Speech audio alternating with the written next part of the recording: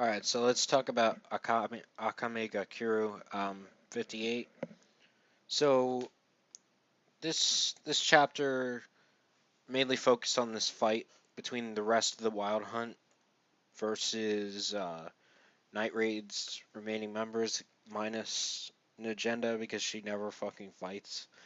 Um, so it started off with basically, well, they had a little thing with Akame and stuff, um, but then they really jumped right to Wild Hunt obliterating a lot of Revolutionary Army people, soldiers, and we got to see Kazmina, who is, I guess, the Tegu, who is feeding on soldiers to become more powerful, and that seems to be what she was referring to last time about something that can be the most powerful because it can just keep feeding on people's energies or whatever and make it stronger. And apparently, um, it has a double body because Murasame cuts it and it doesn't die. Well, it's a danger beast, not a Tegu, but could be both. You never know.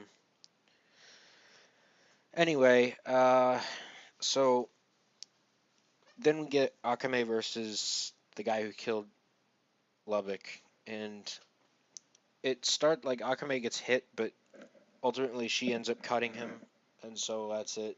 That guy's dead. Good, I guess. I didn't like the fact that he killed Lubbock, so whatever. Um, so yeah, it was fine. And Tatsumi fighting Kazmina, and then you know what's her name? Leone is about to fight the girl, and I mean that's really the chapter. There was a little bit with the swordswoman and stuff. I mean, Akame is like, I'm not a swordsman. Like, really? I was never a swordsman. That's bullshit. Come on. That just I don't get it. Whatever. This chapter was okay. I thought it was. I mean, the action was worthwhile, I suppose. Um, I do like that the swords guy's dead because revenge. So yeah. Now I'm gonna go into next chapter. So like, chapter 59 had like nothing in terms of page length. It was a little bit more than a weekly chapter length. And most of those pages were focused on action, which really were just Akame beating the shit out of a bunch of uh, danger beasts, which was fine, but the fact that it took up the majority of the chapter on a monthly is kind of disappointing. I mean, less like obviously, I'm actually almost glad that 58 was translated the way it was to begin with because back in when it first was released in English, it was released on April Fools, and somebody had translated it very crudely, and it was actually kind of hilarious at first, but then it got kind of boring after first couple pages. It was like instead of Akame saying Roger, she was like, "Got it, motherfucker," or something, "Got it, bitch," or something. It was just every page had like at least five curse words, and it was amazing. But then it was kind of stale after like five or six pages. But